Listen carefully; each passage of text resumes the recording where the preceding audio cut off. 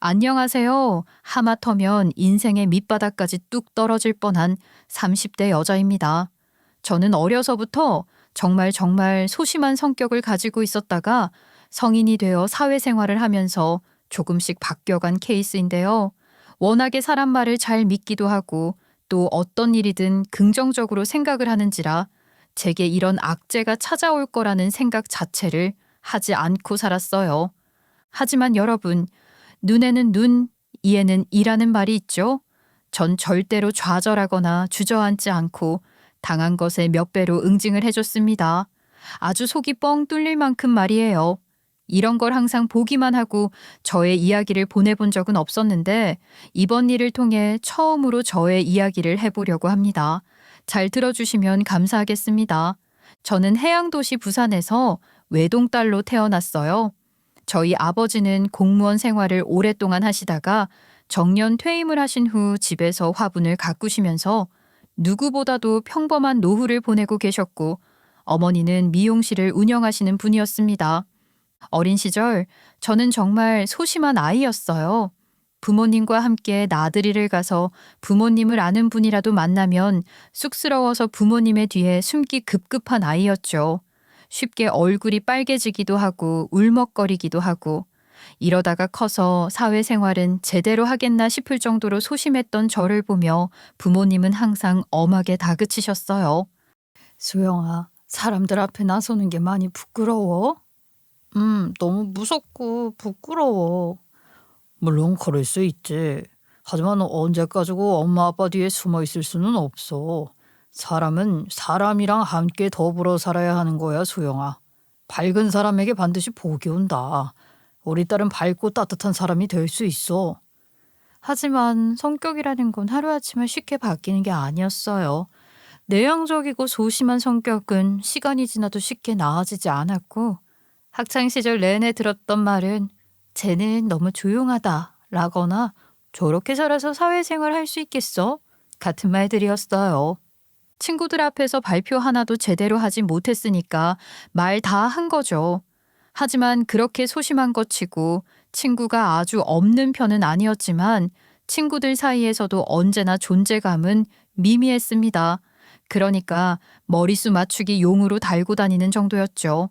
급식 시간에는 늘 구석 자리에 앉았고 그룹 활동을 하면 항상 저 혼자 남아서 친하지 않은 다른 친구들이랑 조를 짜는 일이 많았어요. 특별하게 괴롭힘을 당하지도 않았지만 그렇다고 막 같이 어울려 놀지도 않았던 말 그대로 너무나도 평범했던 학창 시절을 보냈어요. 그렇게 존재감 없고 소심하던 제가 유일하게 잘했던 것은 바로 공부였습니다. 공부만이 저 자신을 증명할 수 있는 유일한 방법이자 부모님께 자랑이 될 수 있는 것이라고 생각했거든요. 그래서 누구보다 열심히 공부했어요. 학교 수업이 끝나면 곧장 독서실로 가서 새벽 1시까지 공부를 했고 지친 몸을 이끌고 집에 돌아오면 어머니는 언제나 식탁에 따뜻한 밥을 차려두고서 제가 올 때까지 일어나 계셨어요. 아직 안 잤어? 시간이 많이 늦었는데 먼저 자자, 엄마. 우리 딸이 안 들어왔는데 어떻게 엄마가 돼서 먼저 자. 밥도 안 먹고 공부했지? 배고플 텐데 얼른 밥 먹어. 엄마가 김치찌개 끓여놨는데 아주 잘 됐어. 어머니는 항상 제가 일어나면 아침마다 고데기로 머리를 단정하게 만들어 주셨고 아버지는 매일 아침 등교 시간에 맞춰 아침 대신 먹으라며 우유를 챙겨 주셨어요. 부모님의 사랑을 아낌없이 받으면서 계속해서 다짐했어요. 꼭 좋은 대학에 가서 좋은 직장에 취업을 하고 부모님께 자랑스러운 자식이 되겠노라고. 그렇게 미친 듯이 공부에 매달리고 성적을 잘 받기 위해 노력했던 저는 마침내 서울에 있는 유명한 대학의 경영학과에 무려 장학금을 받고 입학하게 됐어요. 제 손으로 직접 이뤄낸 것이었기에 감회가 정말 남다르더라고요. 원하던 대학에 들어가면서부터 저의 성격은 아주 조금씩 바뀌기 시작했어요. 생활비를 벌기 위해 아르바이트를 하고 손님들과 소통하면서 자연스럽게 사회성이 생기게 됐고 학교 동기들과도 무난하게 어울릴 수 있게 됐어요. 비록 시끄러운 술자리는 취향이 아니었던지라 피했지만 스스럼 없이 이야기를 나누고 공감하는 능력은 많이 좋아졌습니다. 예전 같았으면 상상도 못했을 일들을 하나둘씩 해내니 스스로가 자랑스러워지더라고요. 그리고 대학을 졸업한 후에는 경쟁률이 높기로 유명한 회사의 마케팅팀에 입사하게 됐어요. 아르바이트를 할 때랑은 비교도 되지 않을 정도로 넉넉하게 돈을 벌었고 번 돈의 절반은 부모님께 다달이 보내드리곤 했습니다. 부모님이 저를 열심히 키워주셨으니까 이 정도는 당연히 해야 한다고 생각했어요. 입사를 한 지 얼마 되지 않았지만 누구보다 열심히 몸을 불살라 일했기 때문에 일 잘한다는 소리는 귀에 딱지가 않도록 들을 수 있었습니다. 소영 씨, 솔직히 말해봐. 사회생활 처음 아니지? 대학 다니면서 어디 인턴 생활 몇 번 해본 거 아니야? 이거 사회생활 초짜치고는 너무 잘하는데? 아니에요. 저 정말 여기가 첫 직장 맞아요. 그냥 아르바이트 몇 번 해본 게 전부인데요, 뭐. 우리 회사가 사람 고르는 안목은 확실히 있단 말이야. 소영 씨 같은 인재를 놓치지 않고 채용하고 감각도 있고 성격도 좋고 똑똑하고. 소영 씨 절대로 퇴사하지 말고 앞으로 평생 우리 회사에서 일해? 혹시 알아? 소영 씨가 나중에 이 회사 대표 자리를 차지하게 될지. 저의 동창들이 이런 제 모습을 본다면 아마도 저를 알아보지 못할 것이 분명했어요. 그만큼 전 많이 달라졌고 사회생활을 하는데 점점 익숙해져 가고 있었습니다. 바쁘고 정신없는 하루하루를 보내고 있었지만 그만큼 인정을 받았기에 뿌듯했고 자랑스러웠어요. 그렇게 열심히 살아가던 어느 날 외주 계약건으로 협력사와 미팅을 진행하던 중 지금의 남편을 처음 만나게 됐어요. 남편은 제가 담당하던 프로젝트의 외부 업체 팀장이었는데 처음엔 굉장히 가벼운 사람이라고 생각했어요. 말투도 되게 능글맞았고요. 솔직히 말하자면 그런 사람을 딱 질색했기 때문에 딱히 관심은 두지 않았습니다. 그냥 일적으로 마주치는 사이, 그 이상도 이하도 아니었어요. 그런데 미팅이 반복되고 주에 두세 번은 기본으로 마주하게 되면서 남편에게서 의외의 모습들을 발견할 수 있었어요. 저희가 회의를 하면서 놓친 작은 부분까지 세심하게 체크해 주면서 의견 하나도 놓치지 않고 들어주는 모습을 보고 살짝 다시 보게 됐어요. 그리고 어느 날은 제 생일이었는데 업무 미팅이 끝나고 갑자기 말을 걸더라고요. 오늘 생일이시던데 축하드려요. 혹시 케이크 좋아하세요? 케이크요? 네, 뭐 좋아하죠? 잘 됐네. 저희가 직원들 생일엔 꼭 케이크 기프티콘을 주고 있거든요. 그래서 혹시나 하고 물어봤어요. 저는 여기 회사 직원은 아니잖아요. 그거 제가 받아도 되는 거예요? 협력회사 직원이면 저희 회사 직원이나 마찬가지죠 뭐. 그리고 오늘 혹시 저녁에 일정 있어요? 일정 없는데요? 왜요? 뭐 시간 괜찮으면 같이 밥이나 먹을까 하고. 생각지도 못했던 저녁 약속. 저는 머릿속으로 지금 데이트 신청을 하는 건가 싶었습니다. 그래도 뭔가 싫지만은 않아서 저는 그날 남편과 함께 저녁 식사를 했고 그날 이후 일적인 관계로 만나는 것이 아닌 사적으로 몇 번 만나서 같이 밥을 먹게 됐어요. 일을 떠나서 사적인 시간을 보내다 보니 그 사람의 진면모가 보이기 시작하더라고요. 남편은 마냥 가벼운 사람만은 아니었고 진지할 땐 진지했고 사람 말을 들어줄 땐 잘 들어주는 괜찮은 사람이었습니다. 몇 번을 더 만나 같이 밥을 먹기도 하고 술잔을 기울이기도 한 저희 두 사람은 어느덧 자연스럽게 연인 관계로 발전하게 됐어요. 남편은 제가 먼저 말을 꺼내지 않아도 먼저 알아채고 묵묵히 옆에 있어주는 사람이었고 저 역시 그런 남편의 따뜻한 배려에 점점 마음을 열게 됐어요. 저희는 3년이라는 시간을 동료로서 연인으로서 함께했고 모든 시간들을 함께 보내다 보니 서로가 서로에게 가장 편안한 존재라는 확신이 들어 결혼을 약속하게 됐어요. 남편은 프로포즈를 하던 날 저의 네 번째 손가락에 반지를 끼워주면서 이렇게 말했습니다. 평생 행복하게 해주겠다는 이빨린 말은 못할 것 같아. 하지만 이거 하나는 약속할 수 있어. 평생 곁을 떠나지 않겠다는 말. 힘들 때는 기댈 수 있도록 나무가 되어줄 거고 슬플 땐 비 맞지 않도록 그늘이 되어줄게.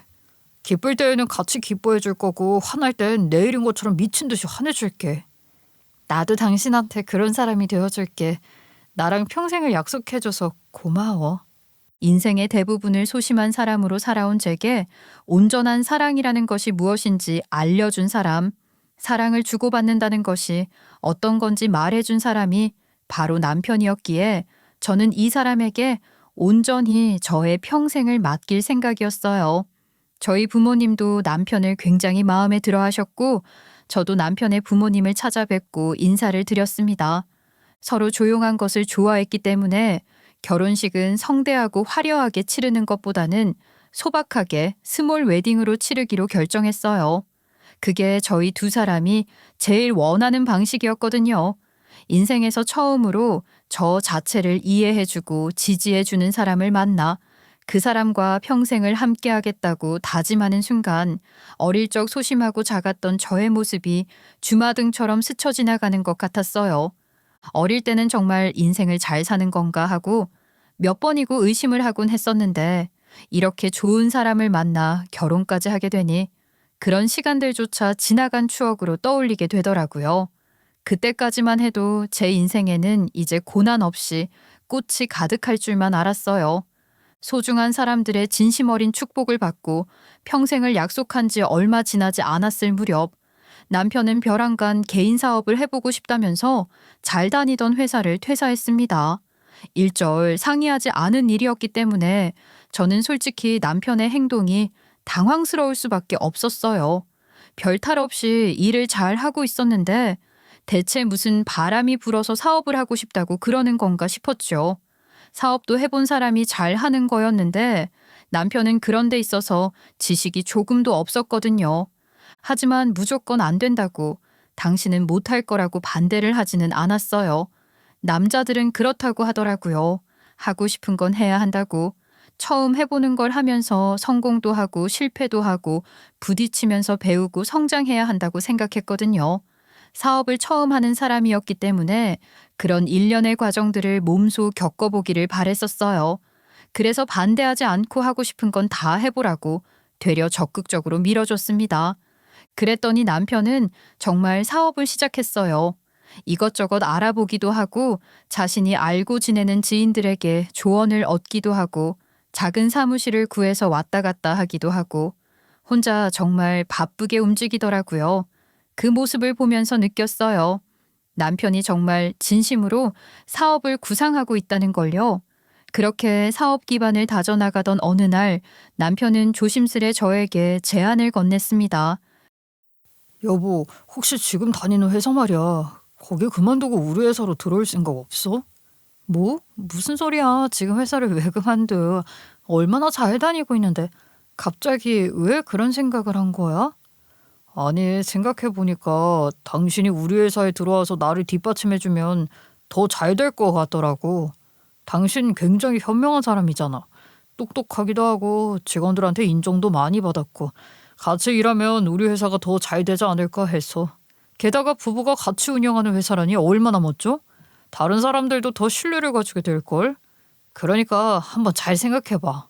저는 남편의 제안에 바로 오케이를 답할 수 없었어요. 고민이 많이 되더라고요. 다니고 있는 회사는 안정적이고 연봉도 만족스러운 수준이었으며 사람들과의 관계도 나쁘지 않았기에 쉽게 그만두겠다는 결정을 내릴 수 없었습니다. 게다가 결혼한 지 얼마 되지 않았기에 불안정한 선택을 하기보다는 안정적인 삶을 이어나가는 것이 맞다고 생각했어요. 하지만 한편으로는 남편과 함께 무에서 유를 만들어 나가는 것도 괜찮을 것 같다는 생각이 들었어요. 결혼이라는 건 결국 둘이서 함께하는 여정 같은 것이었고, 모름지기 사업이라는 건 옆에서 단단하게 잡아줄 조력자가 있어야 하는 법이었기에 남편을 잡아줄 사람이 저라면 좋을 것 같다 싶더라고요. 저는 남편이 성공할 거라는 것을 믿었고 행여나 실패를 하게 되더라도 둘이라면 쉽게 극복해낼 수 있을 거라 믿었습니다. 또 부부끼리 함께 머리를 맞대다 보면 시너지도 분명히 더해질 것이었고요. 그래서 결국 다니던 회사를 잘 정리하고 퇴사를 했고 남편이 막 시작한 사업체에 들어가게 됐어요. 처음에는 하루하루가 기대투성이었습니다. 사무실을 정리하는 것부터 시작해서 브랜드 초기 세팅과 온라인 사이트를 개설하고 거래처를 확보해 나가는 것까지 차근차근 남편과 함께 해나가면서 큰 보람을 느꼈어요. 사실 해보지 않은 것이었기에 망하지는 않을까 하는 두려움도 있었지만 거기서 찾아오는 호기심과 흥미로움이 훨씬 더 컸습니다. 그렇게 시간이 흐를수록 회사의 규모가 커지기 시작하면서 직원들도 한 명씩 충원되어 들어오기 시작했고 회사는 점점 체계를 갖춰갔어요. 다들 젊고 밝은 분위기였기 때문에 일하는 것도 즐거웠습니다. 남편은 추진력이 있는 사람이었고 저는 꼼꼼한 스타일이었기에 서로의 필요한 점을 잘 채워나갔습니다. 그러던 어느 날 남편이 저녁 식사 자리에서 이렇게 이야기를 하는 거예요. 나는 지금보다 사업사 회사를 더 키울 생각이 있어. 사실 사업하는 사람들이 돈 관리에 얼마나 철저한지 당신 더 잘 알고 있을 거야. 그러니까 우리 집안 경제권을 온전히 나한테 줬으면 좋겠어. 아니, 나는 당신 의견에 반대해. 나도 직장 생활 오래 해봤고 그만큼 돈 관리 철저하게 잘할 줄 알아. 당신도 알잖아. 결혼 후 허튼 돈으로 빠져나간 건 거의 없다는 거. 그리고 가계부 쓰는 것도 습관화가 되어 있으니까 지금처럼 하는 게 좋을 것 같아. 남편은 저의 의견에 반대 의견을 계속 던지면서 본인이 돈 관리를 하고 싶다고 말했고 결국 몇 날 며칠 동안 대화를 한 끝에 지금처럼 제가 돈 관리를 하는 것으로 이야기를 마무리 지었어요. 대화를 하고 결정을 내린 이후부터는 돈 관리에 대한 이야기를 일절하지 않더라고요. 그렇게 남편의 사업이 점점 커지고 남편이 출장을 나가는 날도 잦아질 무렵쯤 이상한 일이 벌어지기 시작했어요. 벼랑간 집으로 협박 편지가 날아오기 시작한 거예요. 처음엔 우편물을 정리하다가 하얀 봉투가 있길래 아무 생각 없이 열었는데 하얀 종이에 빨간 텍스트가 가득 들어차 있는 거예요. 읽기도 힘들 정도로 글자 간의 간격도 다닥다닥 붙어 있었던 데다가 글자 색깔이 빨간색이라 너무 무서운 거예요. 게다가 한 번 보내는 것으로 그치는 것이 아니라 거의 매일같이 집으로 우편이 날아왔고 가만히 지켜볼 수 없었던 저는 바로 남편에게 그 종이를 보여주며 물었습니다. 여보, 얼마 전부터 집으로 이런 게 날아오기 시작했는데 혹시 뭔지 알아? 이거 그냥 빨간색으로 글자를 적어놔서 너무 무섭고 소름 끼쳐. 아무래도 경찰에 신고를 해야겠지. 뭐 이런 걸로 경찰에 신고를 한다고 그래. 대한민국 공권력이 이런 하찮은 데에 쓰이면 안 되지. 귀찮게 신고하고 그럴 필요 없어. 이렇게 박박 찢어버리면 돼. 아니, 심각한 거면 어떡하려고 이래. 혹시 스토킹 이런 거라도 당한 거면 어떡해? 나는 너무 무서운데 당신은 아무렇지도 않아? 이런 놈들은 그런 걸 원하는 거야. 이런 가짠지도 않은 편지를 받고 겁먹고 덜덜 떨기를 바라는 거라고. 아주 사람 심리를 가지고 교묘하게 장난질을 치는 거지. 이런 거 가지고 경찰에 신고하면 이것저것 조사도 받아야 하고 더 귀찮아지니까 그냥 내가 알아서 처리할게. 나 요즘 바쁜 거 알지? 이런 쓰잘데기 없는 거에 시간 쏟을 정신 없어. 불안해하는 저와는 달리 남편은 굉장히 태연했습니다. 마치 이런 편지를 이전에도 받아본 사람 같이 행동하는 거예요. 이후에도 편지가 올 때마다 열어보지도 않고 곧장 쓰레기통에 버리거나 쫙쫙 찢어버리더라고요. 저는 남편의 태도가 이상하다고 생각했지만 굳이 말을 얹지는 않았습니다. 대신 남편이 보지 않고 제가 편지 봉투를 보는 날에는 찢거나 버리지 않고 몰래 보관했어요. 혹시나 무슨 일이 있을 때 유용한 증거로 쓰일 수 있을 거라고 생각했거든요. 요즘 세상이 워낙에 흉흉하니까 이런 거 정도는 증거로 남겨놓아도 괜찮다 싶었습니다. 이런 상황에도 남편은 여전히 사업을 바쁘게 늘려가기 바빴어요. 새로운 거래처가 생겼다며 서울 외 지역으로도 자주 나갔고 주말에도 종종 외부 미팅이 있다며 외출을 하곤 했습니다. 남편이 바쁘게 움직이는 바람에 같이 있는 시간은 점점 줄어들었어요. 어쩔 수 없는 일이라고 생각했지만 그래도 사람 마음이라는 게 마음 먹은 대로 생각한 대로 되는 건 아니잖아요.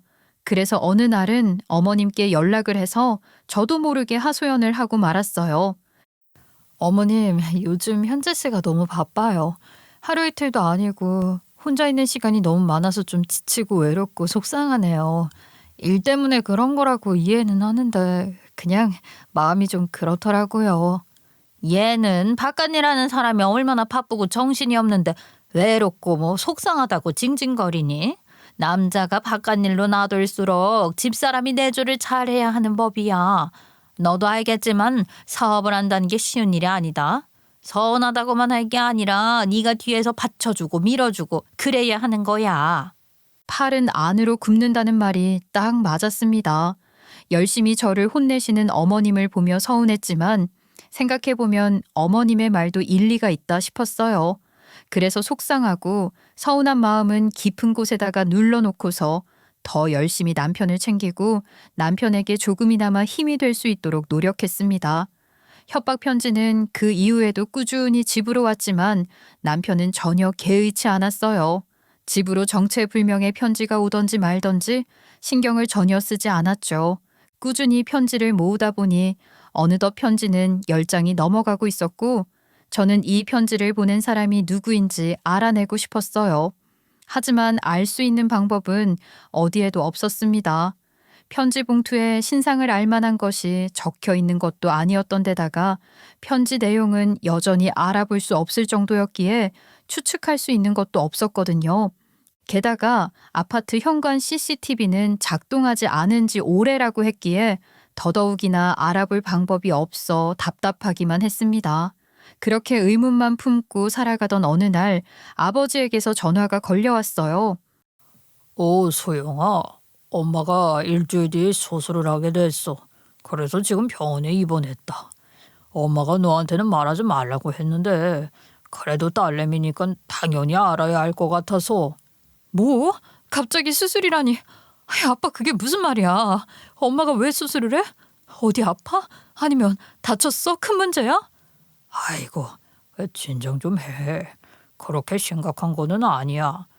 엄마 요즘 살 뺀다고 미숙이 이모랑 자전거 타고 다니거든. 근데 자전거 타다가 넘어졌는데 골절이 되어버렸다고 하더라고. 그래서 철심박는 수술해. 아유, 그게 뭐가 심각한 게 아니야. 그리고 엄마도 참 살 뺄 게 뭐 있다고. 조심 좀 하지. 그 나이에 골절 일어나는 건 안 좋다고 하던데. 걱정하지 마. 수술도 간단한 거라고 그렇게 심각한 거 아니라고 했어. 큰 수술이 아니라는 말에 마음은 놓였지만 그래도 몸에 칼을 대는 거니까 신경이 안 쓰일 수가 없었습니다. 아버지는 굳이 부산까지 오지 않아도 된다고 수술하는 것만 알고 있으라 하셨지만 명색이 어머니가 수술을 받는다고 하는데 딸이 돼가지고 그냥 괜찮나 보다 하고 생각할 수는 없었죠. 그래서 저는 인터넷을 살펴보고 곧바로 부산으로 가는 기차표를 예매했어요. 서울에서 부산으로 가는 건 좌석을 미리 예약해야 했기에 자리가 있을까 걱정했는데 다행히 주말이 아니라서 자리도 여유 있게 남아 있었어요. 그래서 이틀 뒤 출발하는 기차표 예매를 수월하게 완료할 수 있었습니다. 남편은 마침 출장 중이었기에 저 혼자 다녀오기로 했어요. 어머니가 수술을 한다고 말을 하지도 않았습니다. 굳이 일하는 사람한테 말을 해봤자 좋을 게 없을 거라고 생각했거든요. 그리고 솔직히 말하면 혼자 가는 것이 더 마음이 편할 것 같았어요. 기차 안에서 생각도 정리를 하고 오랜만에 편하게 고향 냄새도 맡아보고 그렇게 이틀이 지난 후 저는 새벽같이 일어나 짐을 쌌고 일찍이 부산으로 향하는 기차에 몸을 실었어요. 오랜만에 가는 고향이라서 조금 설레기도 하고 또 어머니가 아프다는 걸 생각하면 마음이 무겁기도 하고 그렇더라고요. 창밖으로 지나가는 풍경을 조용히 바라보고 있으면 그래도 마음이 좀 편안해질 줄 알았는데 전혀 아니었어요. 이런저런 생각들이 꼬리에 꼬리를 물고 이어지기 시작했죠. 언젠가부터 시작된 남편의 이상 행동들과 애써 괜찮다고 최면을 걸어도 나아지지 않는 외로움, 어머니의 수술은 무사히 끝날 수 있을까에 대한 걱정, 남편은 지금쯤 출장을 가서 뭘 하고 있을까에 대한 고민, 여러 생각을 하다가 남편에게 문자 한 통을 보내봤습니다. 하지만 돌아오는 답장은 없었어요. 슬쩍 전화를 걸어왔지만 차가운 기계음만 들려올 뿐이었죠. 한참을 여러 가지 생각을 하면서 앉아있다가 갑자기 배가 아픈 느낌이 들어서 좌석에서 일어나 화장실에 들렀다가 나왔습니다. 그런데 이상하게 들어갔다가 나온 곳이랑 모습이 좀 다른 것 같더라고요. 제 자리에 사람이 앉아 있는 걸 보니 잘못 들어온 것 같았어요. 그래서 다시 제가 있던 칸으로 가기 위해 몸을 돌려서 나오려던 바로 그때 너무나도 익숙한 목소리가 들려왔어요. 제 귀에 또렷하게 들려오는 특이한 남자의 말투와 억양에 저도 모르게 고개를 돌렸어요. 제 시선이 닿은 곳에는 한 남자와 여자가 서로를 다정하게 껴안고 있었습니다. 자세히는 보이지 않았지만 보지 않아도 알 수 있었어요. 거기 앉아 있는 남자가 바로 제 남편이라는 것을요. 그리고 제 귀에 두 사람의 대화 소리가 아주 선명하게 들려왔습니다. 오빠 와이프가 3억만 가지고 와도 땡큐일 텐데 오빠 사업하는데 도움도 되고 말이야. 근데 그 여자 3억은커녕 1억은 가지고 있대? 알고 보니까 막 개털인 거 아니야? 에이, 걱정하지 말라니까. 그러네. 아이, 걔 생각보다 돈 많어. 내가 말했잖아. 그렇게 잘 사는 집 애는 아니어서 돈 하나만큼은 진짜 착실하게 모은다니까. 아, 왜 좀 궁상맞게 살아온 애들이 돈 모은 거 하나는 아주 끝내주게 잘한다잖아. 우리 와이프의 유일한 장점이기도 하지. 그런데 정말 순순히 돈을 줄까? 막 의심하는 거 아니야? 그러면 곤란해지는 거 알지? 마누라 돈 털어먹는 게 어렵냐? 당연히 줄 수밖에 없게 만들어야지. 내가 슬쩍 투자하라고 하고 이것저것 필요한 척하면서 쓰게 만들면 금방 털어낼 수 있어. 그리고 나중엔 이혼하자고 하면 되지. 그때쯤이면 지갑도 마음도 싹 다 텅텅 비었을 테니까. 기차 안은 적당히 시끄러웠고 기차가 달리는 소음도 작지 않았지만 제 귀에는 오직 두 사람이 나누는 대화만이 또렷하게 들려왔어요. 그러니까 지금 남편은 바람을 피고 있는 것도 모자라서 저한테서 돈을 뜯어내려는 계획을 세우고 있었던 겁니다. 그것도 바람을 피는 상대와 함께요.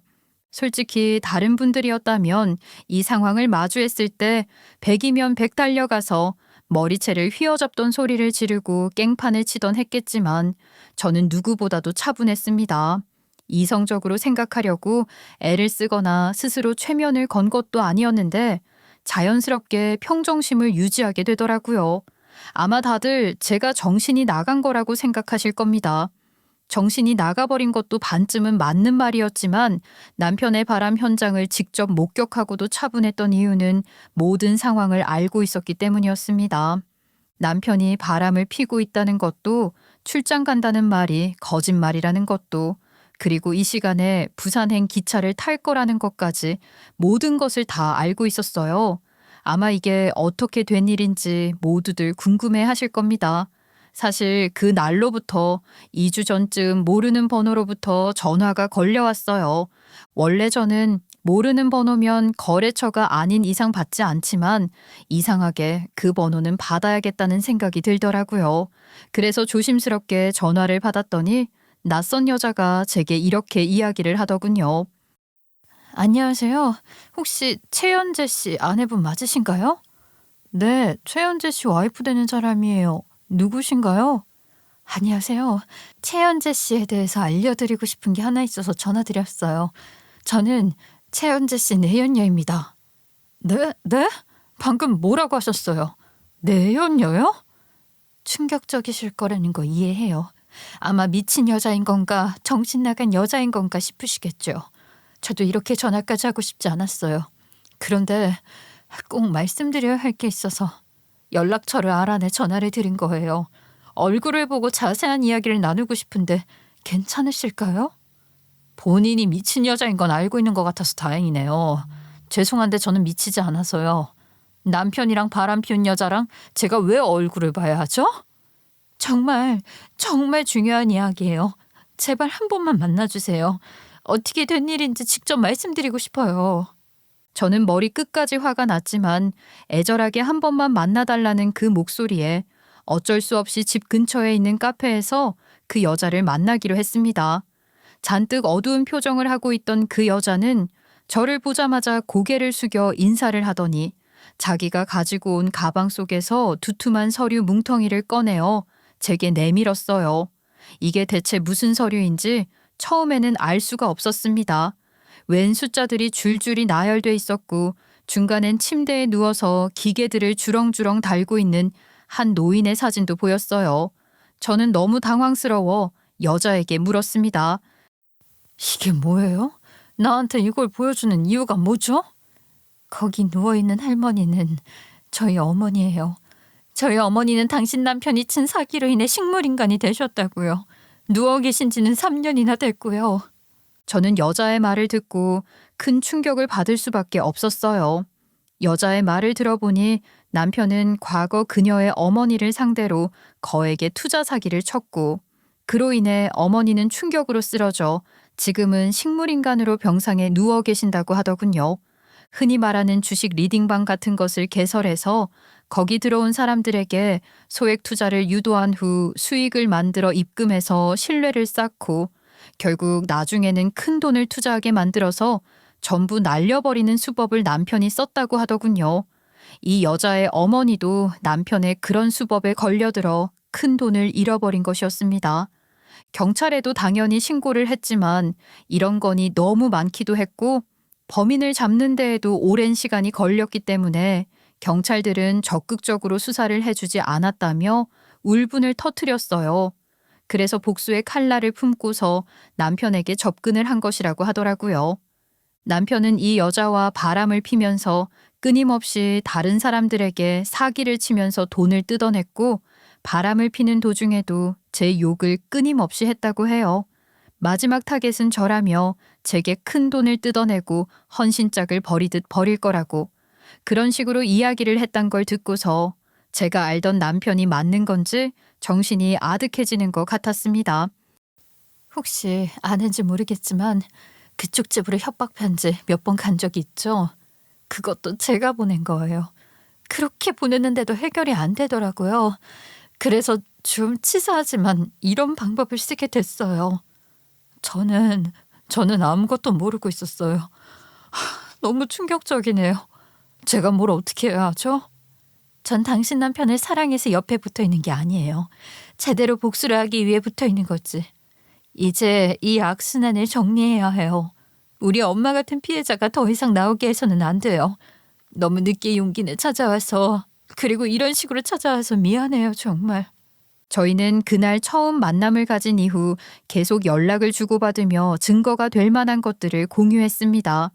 어차피 그 여자가 보낸 편지들 중 일부는 제가 보관을 하고 있었기 때문에 증거는 충분히 모여 있는 상황이었어요. 그리고 이 더러운 일을 끝낼 방법을 고민했습니다. 서로에게 상처를 입히지 않고 남편만 똥물에 빠뜨리는 그런 방법을 말입니다. 그렇게 고민을 하다가 선택한 방법이 바로 부산행 열차를 함께 타는 방법이었습니다. 그 여자가 남편을 속여서 같은 기차를 타게 만들고 나중에 남편을 직접 덮치는 방법을 계획했어요.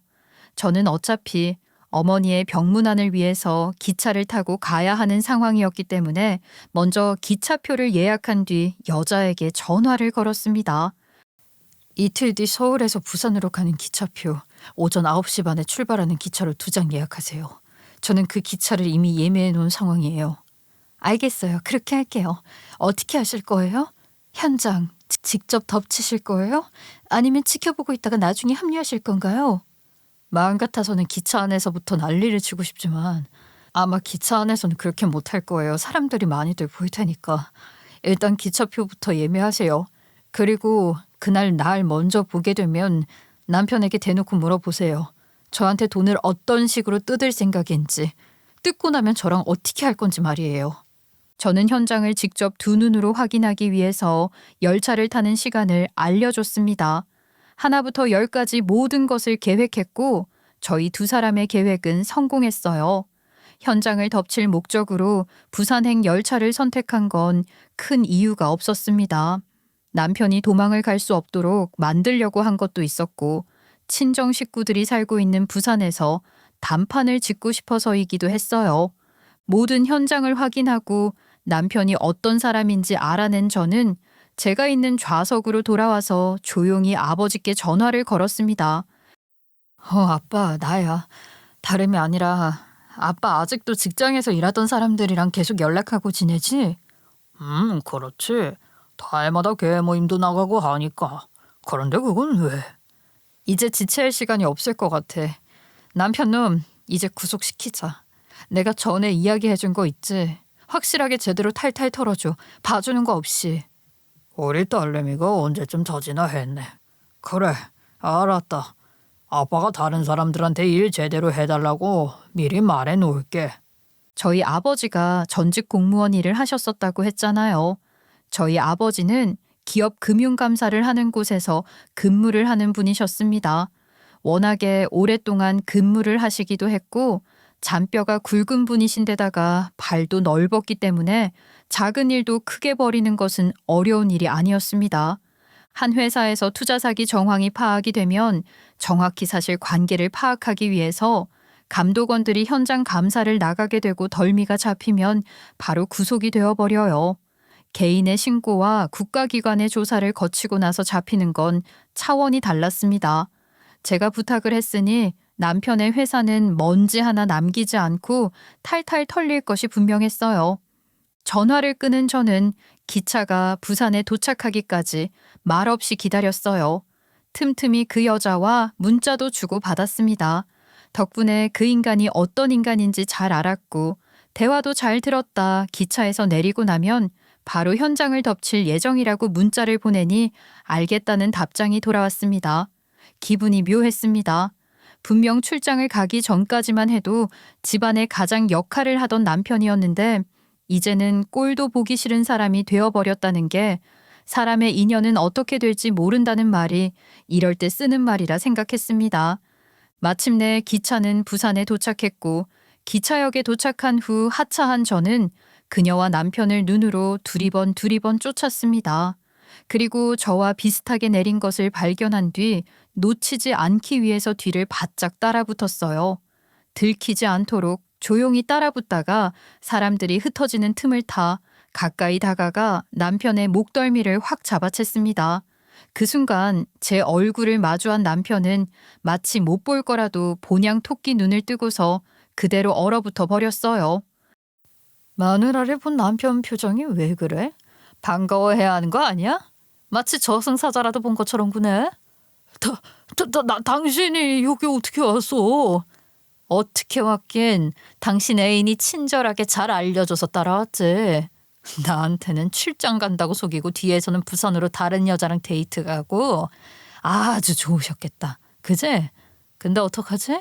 그 좋은 시절도 이제는 다 끝인데?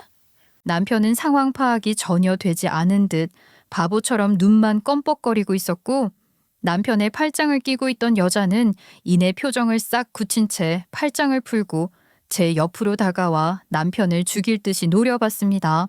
아마 이게 무슨 상황인가 싶었을 거예요.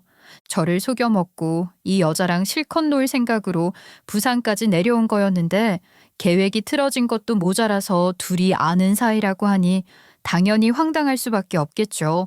남편은 이 상황이 도무지 믿기지 않는 사람처럼 계속 말을 더듬으면서 제게 물었습니다. 잠깐만, 이게 다 무슨 상황이야? 와, 내가 지금 꿈을 꾸고 있는 건가? 둘이 원래 아는 사이였어? 친구? 아니면 전 직장 동료? 대체 뭐냐고? 아니, 원래는 모르는 사이였지. 근데 당신 덕분에 아는 사이가 됐지. 그리고 이 사람 덕에 당신이 어떤 쓰레기 같은 인생을 살아왔는지도 다 알게 됐고. 나한테는 은인 같은 존재라고 하자. 진짜 미쳐버리겠네. 말을 해도 뭔 사람이 알아듣게 해줘야지. 무슨 말인지 좀 알아먹기 쉽게 얘기를 해봐. 답답해 죽겠으니까. 그래, 그러면 내가 이해하기 쉽게 사진 하나 보여줄게. 그러면 머릿속에 전구가 하나 팍 켜지게 될 거야. 남편의 말에 여자는 핸드폰을 꺼내 남편에게 사진 한 장을 보여줬어요. 그건 바로 병상에 누워있는 여자의 어머니 사진이었고 그 사진을 본 남편의 표정은 단번에 굳어졌어요. 그 사람이 누군지 바로 알아본 것 같았죠. 그걸 보니까 더 소름이 끼치더라고요. 사람의 목숨을 좌우할 정도로 엄청난 짓을 저질러 놓고 앞에서는 멀쩡한 척 행동을 했다는 거였으니까요. 사람이 어떻게 저렇게까지 뻔뻔할 수 있는지 도무지 저로서는 이해가 가질 않았어요. 그런 남편의 표정을 보면서 여자는 한참 동안 웃다가 떨리는 목소리로 입을 열었습니다. 이야, 표정 달라지는 거 보니까 누군지 알아는 본다는 모양이네. 그래, 기억을 못하면 이상한 거지. 우리 엄마가 누구 때문에 이렇게 됐는데 정확히 기억나지? 이 어르신 우리 엄마야. 당신 덕분에 큰돈 잃어버리고 돌려받지도 못해서 그 충격으로 지금 쓰러져서 병원에 계셔. 그것도 식물인간으로. 아이, 그게 어떻게 나 때문이야. 그런 짓을 해도 잡아가지 않는 대한민국의 법을 탓해야지. 내 탓을 하려면 쓰러진 사람이 기적처럼 일어나기라도 해. 그래, 맞아. 대한민국 법은 참 그지 같지. 가해자는 발 뻗고 떵떵거리면서 사는데 피해자는 고통받으면서 눈물 흘리는 더러운 나라. 그런데 어떻게 하면 좋지? 이제 빠져나갈 구멍 같은 거 없을 텐데. 본격적으로 당신이라는 인간의 실체를 파헤칠 예정이거든. 물론 내가 아니라 당신 와이프가 그렇게 할 거야. 뭐라고? 뭐 어떻게 내 실체를 파헤칠 건데? 아, 뒤에 뭐 백이라도 있나 보지? 그걸 미리 말해주면 재미없지 않겠어?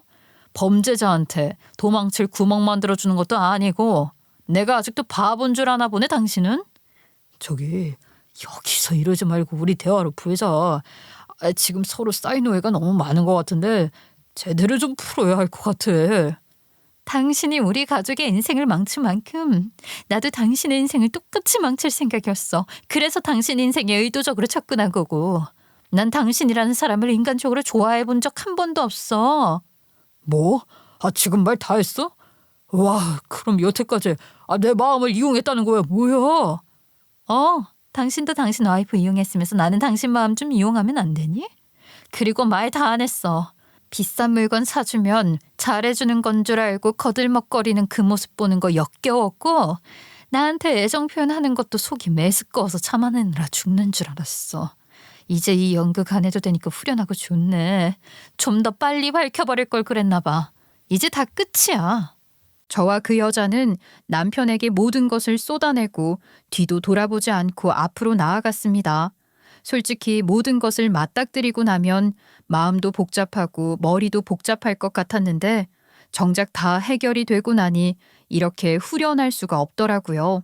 그렇게 남편은 인생의 오르막길이 아닌 내리막길로 치닫을 일만 앞두고 있었습니다.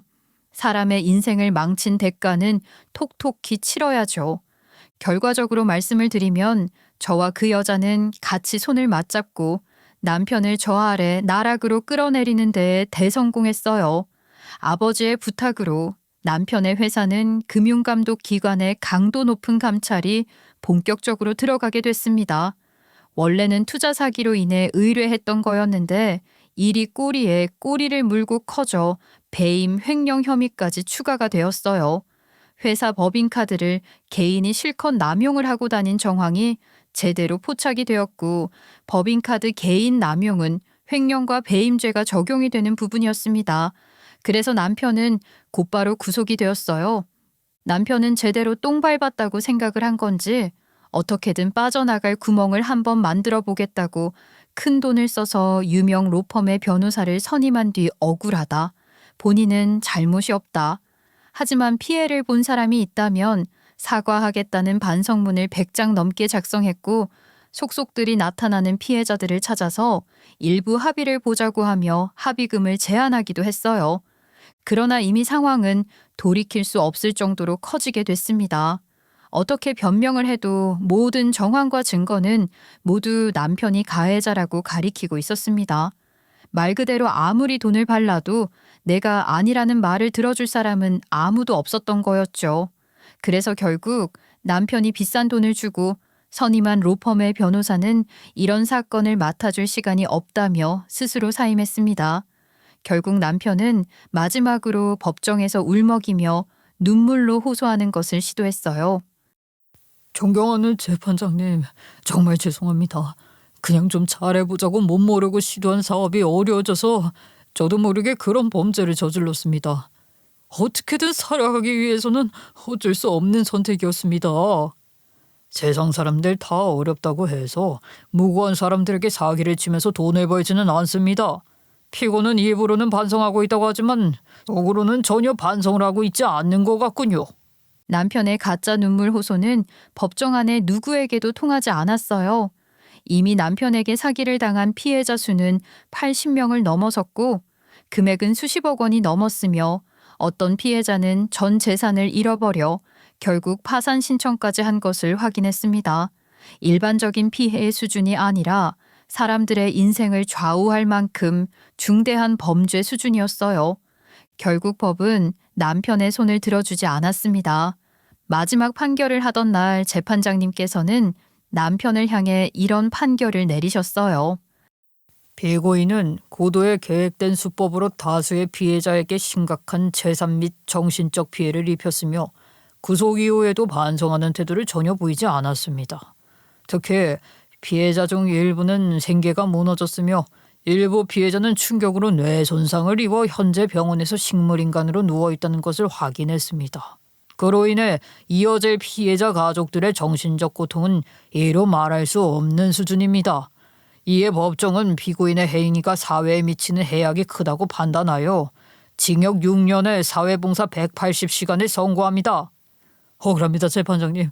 저는 정말 억울합니다. 제 얘기도 좀 들어주세요. 남편은 그 자리에서 주저앉다시피 하며 소리를 질렀고 울면서 항소를 요청했지만 항소심 역시 말할 것도 없이 기각됐습니다.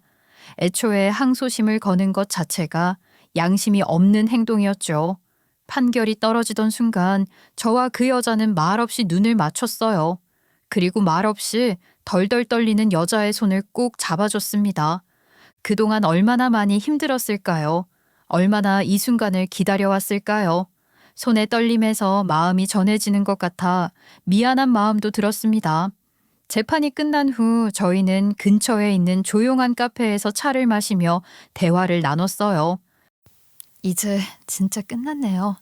이 날이 오기만을 꿈꿨는데 정말 이런 날이 올 줄이야. 진심으로 용기를 내줘서 고마워요. 그 용기 아무나 낼 수 있는 게 아니라는 거 알아서 더 고마워요. 그리고 많이 힘들고 마음이 아플 테지만 조금 더 힘내서 살아가셨으면 좋겠어요. 아니에요. 대략 그쪽 덕분에 저 인간이 제대로 처벌을 받을 수 있었던 것 같아서 제가 더 감사해요. 이제 엄마 병간호도 하면서 스스로 몸과 마음 돌보면서 살아가야겠어요. 할 일은 다 끝났으니까. 저는 진심으로 그 여자분의 삶을 응원했습니다. 그리고 살아가면서 힘든 순간이 종종 찾아오거든 언제든지 연락하라는 말도 남겨줬어요. 저희는 단순히 아는 사이로 남는 것이 아니라 힘든 일을 함께 극복한 동지가 된 셈이었으니까요. 그렇게 서로의 행복과 안녕을 바라며 작별했습니다. 그리고 저는 곧바로 남편과 이혼을 했어요. 실형을 받은 배우자와는 별다른 이혼 소송 과정 없이도 바로 이혼이 가능하다는 걸 알고 법원에 이혼 신청서를 접수했습니다. 생각할 것도 없지 않나요? 감방에 가 있는 범죄자와 평생을 살아간다니 상상만 해도 끔찍한 일이었어요. 시댁 식구들은 제게 끊임없이 연락을 해서 피도 눈물도 없다며 제가 남편의 인생을 말아먹었다며 온갖 모욕을 내뱉었어요. 하지만 저는 아랑곳하지 않았습니다. 남편의 인생은 제가 망친 것이 아니라 스스로 망친 거라는 걸 제가 너무 잘 알고 있었거든요. 자기 무덤을 자기가 판 건데 누굴 원망하겠어요. 남편의 회사는 당연하게도 폐업 수순을 밟았고 갈 곳이 없어진 저는 서울에서의 모든 생활을 정리한 후 부모님이 계신 부산으로 내려갔습니다.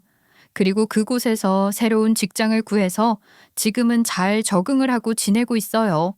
어머니는 수술을 잘 받으신 뒤 지금은 천천히 재활 운동을 하고 계시고 매일 저녁마다 저랑 동네 공원을 걷고 계세요.